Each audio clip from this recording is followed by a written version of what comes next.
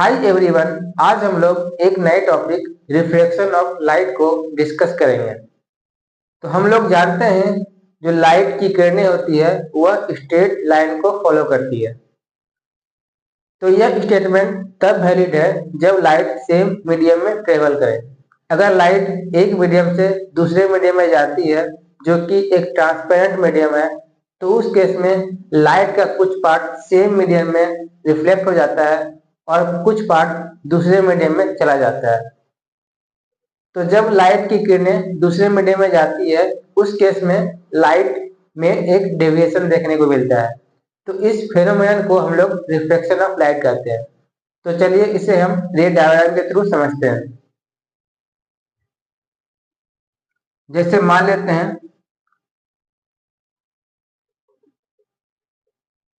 यह लाइन दो मीडियम को सेपरेट कर रहा है। सपोज ये मीडियम 1 है जिसका रिफ्रैक्टिव इंडेक्स n1 है और ये मीडियम 2 है जिसका रिफ्रैक्टिव इंडेक्स n2 है। हम यहाँ पे एक नॉर्मल ड्रॉ करते हैं जो कि इस वाले सरफेस के परपेंडिकुलर डायरेक्शन में है। तो ये नॉर्मल हो गया। सपोज एक लाइट की किरण इस पॉइंट पे आ रही है, तो हम जानते हैं कि इसमें क्या होगा।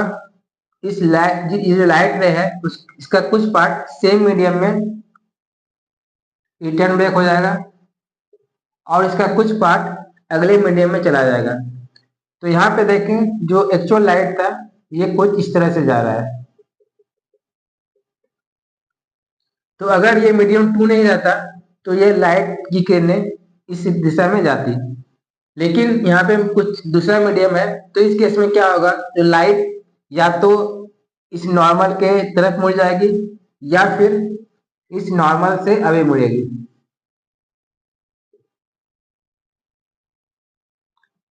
तो ये जो फेनोमेनन है जहाँ पे लाइट की किरणें अपने एक्चुअल पार्ट से डेविएट हो जाती है और यह या तो नॉर्मल की तरफ मुड़ती है या फिर नॉर्मल से दूर जाती है, तो इस फेनोमेनन को हम लोग रिफ्लेक्शन ऑफ लाइट कहते हैं। तो यहाँ पे कुछ बेसिक टर्म को देख लेते हैं। सो ये जो लाइट यहाँ पे आ रही है इसे हम बोलेंगे इंसिडेंट रे।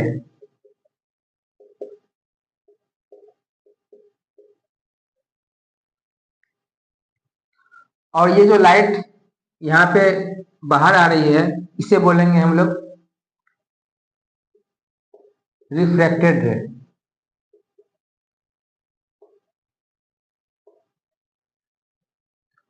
और जो इंसिडेंट रे और नॉर्मल इसके बीच का जो एंगल होता है इसे हम लोग बोलते हैं angle of incidence. So this angle will be called angle of incidence.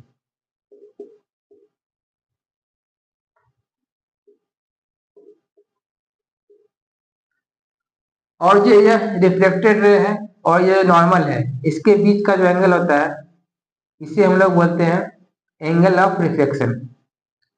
So angle r is called angle of refraction. तो यहाँ पे आप देखो जो यह लाइट रे इंसिडेंट हो रहा है इस पॉइंट पे, तो आफ्टर रिफ्रैक्शन या तो यह नॉर्मल की तरफ मुड़ेगी या फिर नॉर्मल से दूर जाएगी। तो यह किस केस में नॉर्मल की तरफ आएगी और किस केस में नॉर्मल से दूर जाएगी ये डिपेंड करेगा कि यहाँ पे इसका जो रिफ्रैक्टिव इंडेक्स है यह इससे ज्यादा है या कम है। तो अगर रिफ्रैक्टिव इंडेक्स को डिफाइन करें, सो रिफ्रैक्टिव इंडेक्स को अगर डिफाइन करें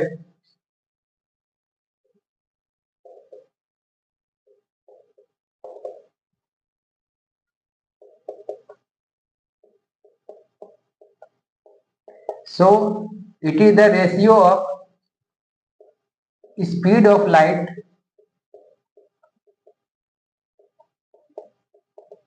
in vacuum upon speed of light in medium.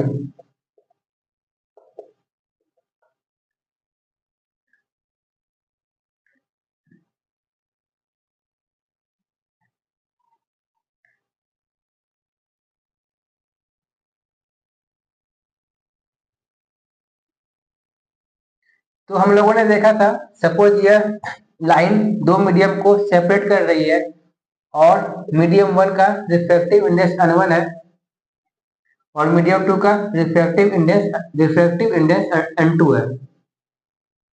तो मान लेते हैं एक नॉर्मल है जो कि इस वाले लाइन के परपेंडिकुलर डायरेक्शन में है। सपोज एक इंसिडेंट रे आ रही है, this is angle of incidence.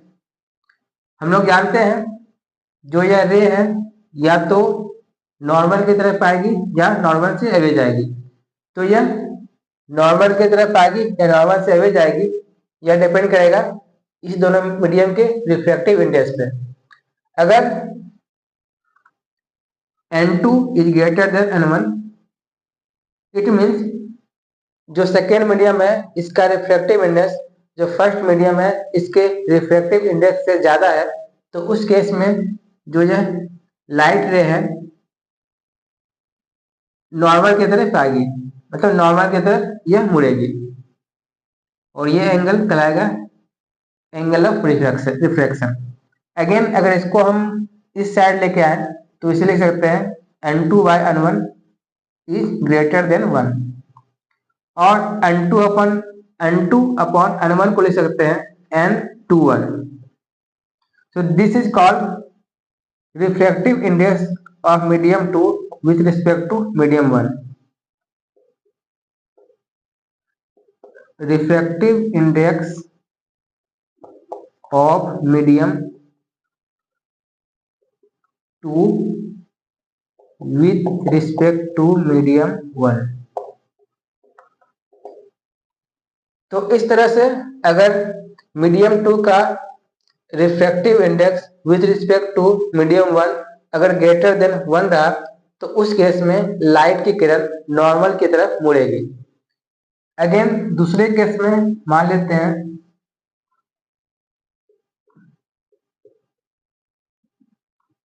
Suppose this is incident रे।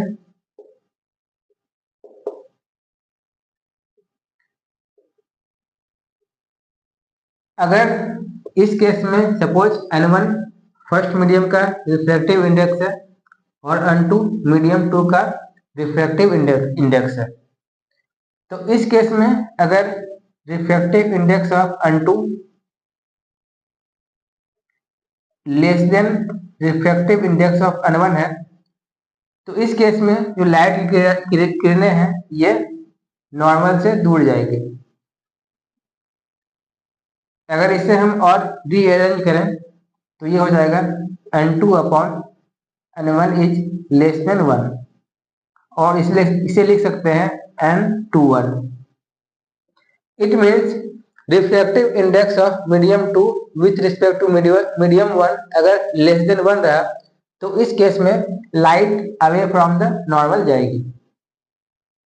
तो इस तरह से आप लोग दोनों के रिफ्रैक्टिव इंडेक्स में कंपैरिजन करके आप पता कर सकते हो कि लाइट रे नॉर्मल की तरफ आएगी या नॉर्मल से दूर जाएगी। सो अब हम लोग पढ़ेंगे लॉ ऑफ रिफ्रैक्शन।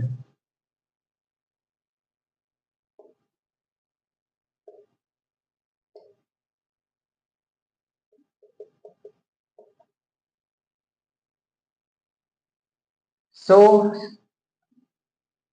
मान लेते हैं यह इंटरफेस है जो कि दो मीडियम को सेपरेट कर रहा है। Refractive index of n1 refractive index of medium 1 is n1 and refractive index of medium 2 is n2। यह नॉर्मल हो गया। सपोज एक इंसिडेंट है इस पॉइंट पे मीट कर रही है तो ये एंगल हो जाएगा एंगल ऑफ इंसिडेंस और ये हो जाएगा angle of reflection. And this ray is incident रे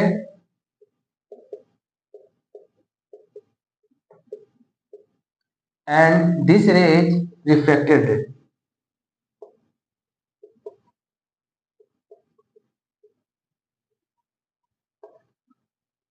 सो लॉ ऑफ रिफ्लेक्शन का जो फर्स्ट लॉ है,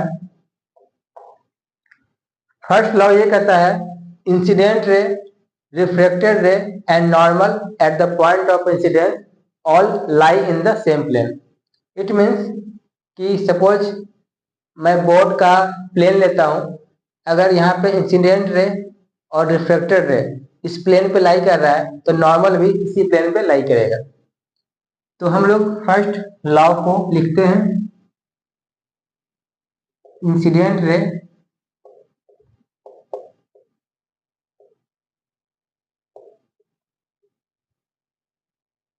refracted ray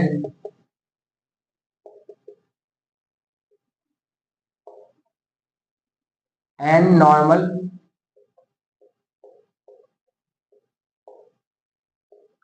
at point of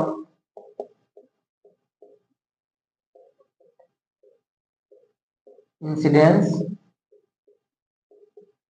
all lie in the same plane।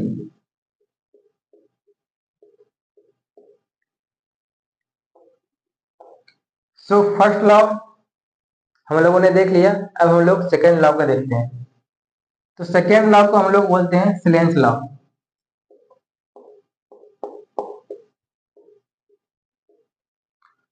तो सेकेंड लॉ बेसिकली जो एंगल के बीच रिलेशन को बताता है। इट मीन्स जो सेकेंड लॉ को अगर डिफाइन करें, ये होता है sine i upon sine r is equal to N2 upon N1। So N2 upon N1 को लिख सकते हैं refractive index of medium 2 with respect to medium 1। तो इस तरह से आप स्नेल्स लॉ का यूज करके अगर एंगल ऑफ इंसिडेंस दिया हुआ है और दोनों मीडियम का रिफ्रैक्टिव इंडेक्स दिया हो तो हम लोग एंगल ऑफ रिफ्लेक्शन हम लोग यहाँ से निकाल सकते हैं। तो चलिए अब हम लोग इस पे बेस्ड कुछ न्यूमेरिकल्स को देखते हैं।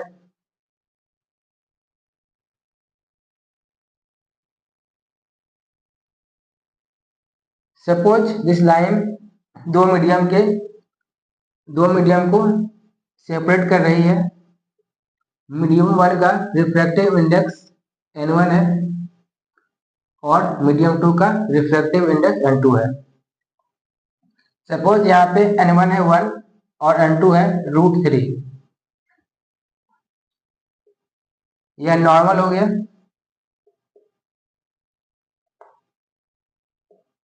सपोज इंसिडेंट रे इस पॉइंट पे एमिट कर रही है और ये एंगल ऑफ इंसिडेंस है 60 डिग्री। तो हमें निकालना है एंगल ऑफ द रिफ्लेक्शन क्या होगा। It means angle of the reflection निकालना है। तो हम यहाँ पे जो सेकेंड लॉ है, लॉ ऑफ रिफ्लेक्शन का, वो हम लोग यूज कर सकते हैं। तो सेकेंड लॉ स्लेंस लॉ है। तो सेकेंड लॉ बेसिकली स्लेंस लॉ को डिफाइन करता है। तो अगर हम स्लेंस लॉ के इक्वेशन को लिखें तो ये हो जाएगा sine i upon sine r is equal to N2 upon N1। तो साइन आई का वैल्यू है 60 upon sine r is equal to √3 upon 1। तो साइन 60 हो जाएगा √3 upon 2 is equal to sine r. √3 cancel और यहाँ पे साइन आर हो जाएगा 1/2। तो यहाँ पे एंगल ऑफ रिफ्लेक्शन हो जाएगा 30 डिग्री। तो यहाँ पे जो लाइट की किरणें हैं, क्योंकि एंगल ऑफ रिफ्लेक्शन 30 डिग्री है, इट मीन्स यह नॉर्मल की तरफ मुड़ेगी और यह एंगल हो जाएगा 30 डिग्री। तो इस तरह हम लोग स्नेल्स इक्वेशन को यूज करके आसानी से जो अलग अलग टर्म्स हैं, रिफ्रैक्टिव इंडेक्स या फिर एंगल ऑफ इंसिडेंस या एंगल ऑफ रिफ्लेक्शन, इसे हम लोग निकाल सकते हैं।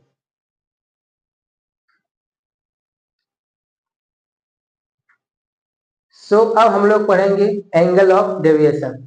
Angle of deviation basically incident ray और जो इमर्जेंट रे है उसके बीच का एंगल को हम लोग एंगल ऑफ डेविएशन कहते हैं। Angle of deviation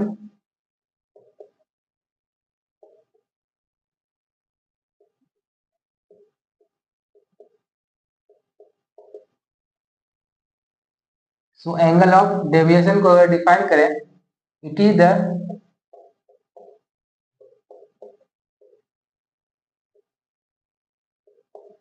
angle between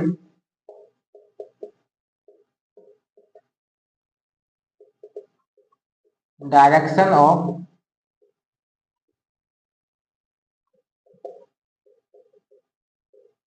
incident ray and emergent रे।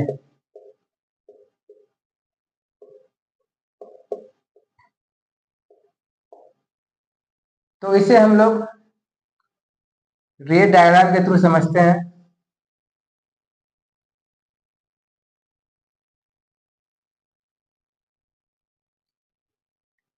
सपोज यह इंटरफेस है जो कि दो मीडियम को सेपरेट कर रहा है, N1 और N2 इस दो मीडियम का रिफ्रैक्टिव इंडेक्स है। मान लेते हैं यह नॉर्मल है,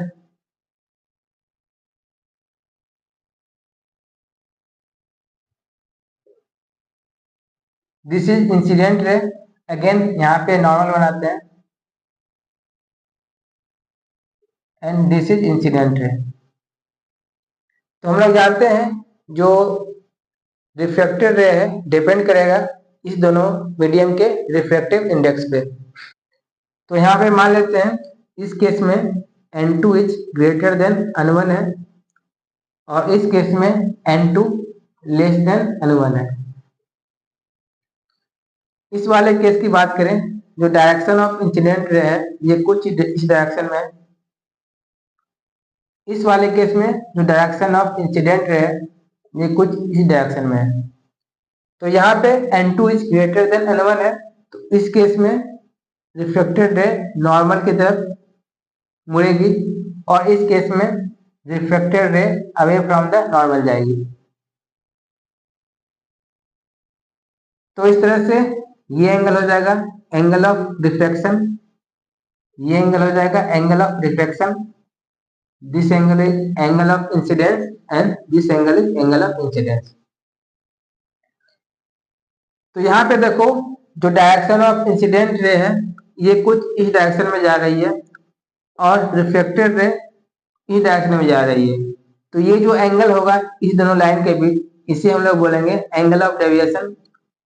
और इस केस में देखो जो इंसिडेंट रे का डायरेक्शन है कुछ इस तरह से है और रिफ्लेक्टेड रे कुछ इधर से इस डायरेक्शन में जा रही है, तो ये एंगल हो जाएगा एंगल ऑफ डेविएशन। तो यहाँ पे एंगल ऑफ डेविएशन लिखेंगे तो ये हो जाएगा एंगल आई माइनस आर।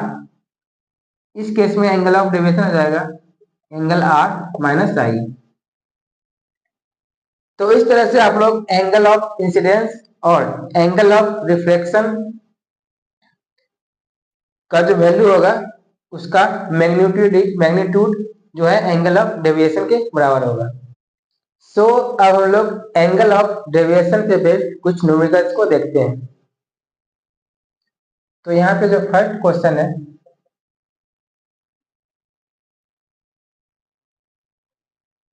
इसमें मीडियम 1 का रिफ्रैक्टिव इंडेक्स है 1 और मीडियम 2 का रिफ्रैक्टिव इंडेक्स है √3।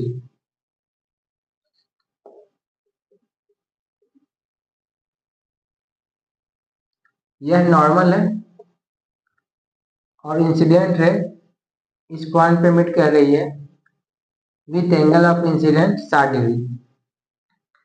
तो हमें इस केस में डेविएशन निकालना है, तो यहाँ पे हमें angle of deviation find out करना है। तो हम जानते हैं जो डेविएशन होता है यह इंसिडेंट रे और रिफ्लेक्टेड रे का जो एंगल आएगा उसका मैग्नीट्यूड ही हमारा एंगल ऑफ डेविएशन होगा।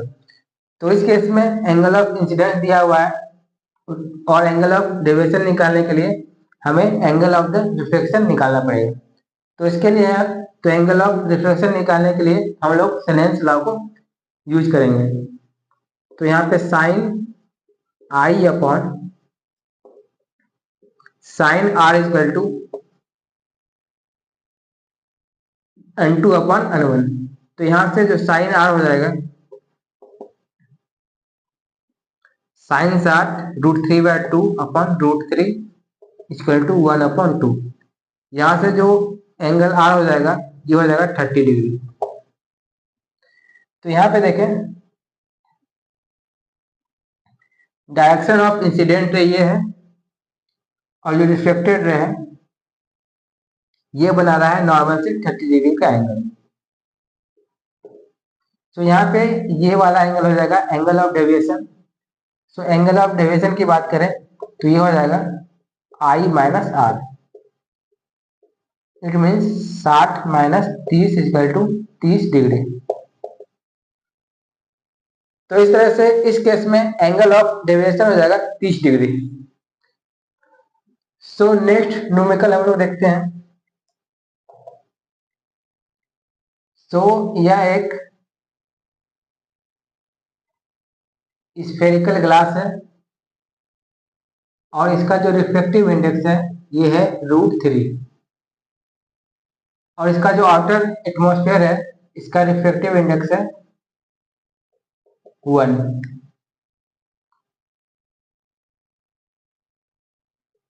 यह एक लाइन है जो कि इस वाले स्फेयर के सेंटर से पास हो रही है और एक लाइट रे है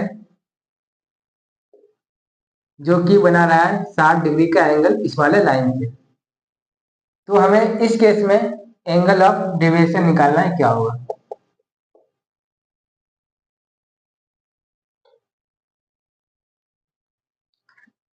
तो यहाँ पे देखो हमें यहाँ पे एंगल ऑफ द, चूंकि यहाँ पे ये वाला स्फेरिकल ग्लास है और यहाँ पे ये एयर है इसके चारों तरफ, तो इस केस में क्या होगा इस पॉइंट पे यह रे डेविएट करेगा। तो सबसे पहले हम इस वाले पॉइंट पे डेविएशन निकालते हैं। तो यहाँ पे देखो ये लाइन जा रहा है इसका एक्चुअल पाथ कुछ इस तरह से होगा और यह जो अंदर का मीडियम है इसका रिफ्रैक्टिव इंडेक्स बाहर के मीडियम से ज्यादा है। इट मीन्स कि यह नॉर्मल की तरफ जो है झुकेगा। इट मीन्स कि यह इसका एक्चुअल पाथ इस डायरेक्शन में है तो यह जो रिफ्लेक्टेड रे है कुछ इस डायरेक्शन में जाएगा।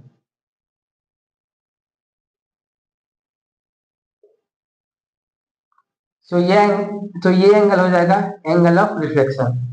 तो हम पहले एंगल ऑफ रिफ्लेक्शन को निकालते हैं। फ्रॉम द सेनेंस लॉ हम लोग जानते हैं sine i upon sine r equal to N2 upon N1। So यहाँ पे साइन 60 हो जाएगा √3/2 sign r equal to √3/n। यहाँ से जो एंगल आर हो जाएगा ये हो जाएगा 30 डिग्री। सो ये एंगल हो जाएगा 30 डिग्री। अगर हम इस सेंटर को इस पॉइंट से मिला दें तो अगर ये 30 है तो ये भी 30 हो जाएगा क्योंकि ये एंगल ये साइड और ये साइड बराबर होगा तो यह एंगल भी ये एंगल के बराबर हो जाएगा। तो हमें यहाँ पे निकालना है। तो ये लाइन होगा यह इस पॉइंट पे नॉर्मल होगा। अगर यह लाइन इस पॉइंट पे नॉर्मल है तो ये एंगल इस वाले सरफेस के लिए इंसिडेंट एंगल हो जाएगा और मुझे क्योंकि यहाँ पे अंदर का रिफ्लेक्टिव इंडेक्स ज्यादा है और बाहर कम है तो यहाँ पे यह अवे फ्रॉम द नॉर्मल जाएगा। बाहर इसका जो एंगल रिफ्लेक्टेड रे है यह अवे फ्रॉम द नॉर्मल जाएगा। तो यहाँ पे देखें इसका जो एक्चुअल डायरेक्शन है इंसिडेंट रे का कुछ इस डायरेक्शन में है और रिफ्लेक्शन होने के बाद ये कुछ इस डायरेक्शन में चला जाएगा। तो ये रे हो गया इमरजेंट रे।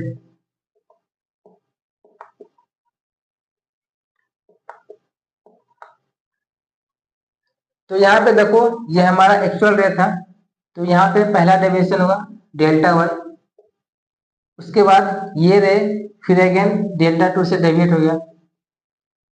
सर दोनों डेविएशन देखो क्लॉकवाइज में हुआ है, तो नेट डेविएशन क्या हो जाएगा, इस दोनों डेविएशन का नेट सम, तो डेल्टा नेट हो जाएगा डेल्टा 1 प्लस डेल्टा 2। तो डेल्टा 1 की बात करें तो डेल्टा 1 हो जाएगा यहाँ पे 60 माइनस 30 इक्वल टू 30। डेल्टा 2 की बात करें तो डेल्टा 2 निकालने के लिए सबसे पहले हमें एंगल ऑफ रिफ्लेक्शन निकालना पड़ेगा। एंगल ऑफ रिफ्लेक्शन निकालने के लिए हम इस पॉइंट पे स्नेल्स लॉ यूज करेंगे। तो sine i upon sine r equal to n2 upon n1। तो यहाँ पे साइन आर हो जाएगा √3 upon 2, so r equal to 60 degree. तो यहाँ पे जो आर हो जाएगा ये हो जाएगा 60 डिग्री। तो एंगल ऑफ डेविएशन की बात करें तो यहाँ पे डेल्टा 2 हो जाएगा 60 माइनस 30 इक्वल टू 30 डिग्री। सो यहाँ पे डेल्टा 1 30 डेल्टा 2 30, तो नेट डेविएशन हो जाएगा delta equal to 30 plus 30 equal to 60 degree. So इस तरह से इस केस में जो नेट डेविएशन हो जाएगा ये हो जाएगा 60 डिग्री।